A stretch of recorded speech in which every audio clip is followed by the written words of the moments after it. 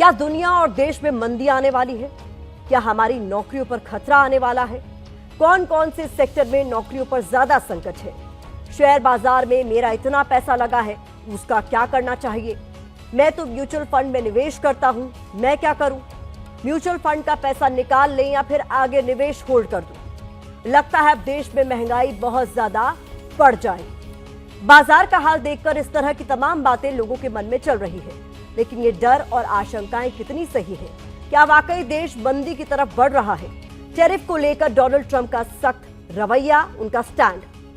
चीन के जवाबी टैरिफ की वजह से ट्रेड वॉर की आशंका, ट्रेड वॉर की वजह से सप्लाई चेन के डिस्टर्ब होने का डर, सप्लाई चेन बिगड़ने की वजह से दुनिया में मंदी की आहट, क्रूड ऑयल, सोना, चांदी, इन तमाम वैश्विक सामानों की कीमतों में तेजी से गिरावट, पूरी दुनिया में महंगाई बढ़ने की आशंका।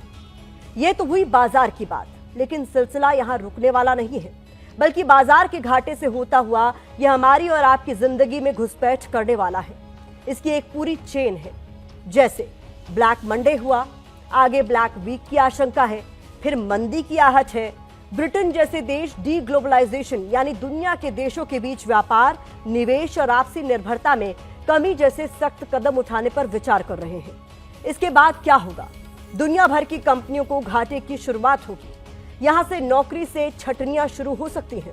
लेकिन आम आदमी को परेशान करने वाली खबर यह है कि आपकी रसोई का गैस सिलेंडर महंगा हो गया है। घरेलू सिलेंडर की कीमतों में 50 रुपए प्रति सिलेंडर का इजाफा हुआ है।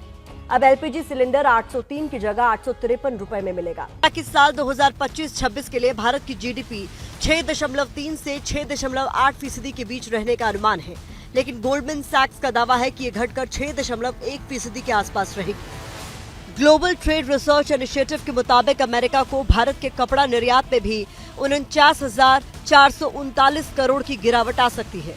एक तरफ निवेशकों का घाटा हो रहा है, दूसरी तरफ देश में कई लोग क्रेडिट कार्ड का पेमेंट तक नहीं कर पा रहे हैं।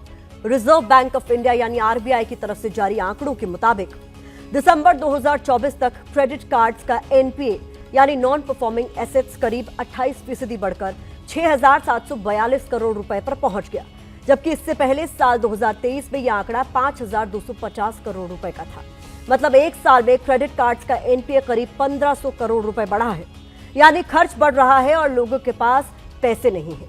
आखिर में हम यही कहेंगे कि अगर आप एक निवेशक हैं तो एक्सपर्ट्स की सलाह से ही आगे कोई कदम उठाएं।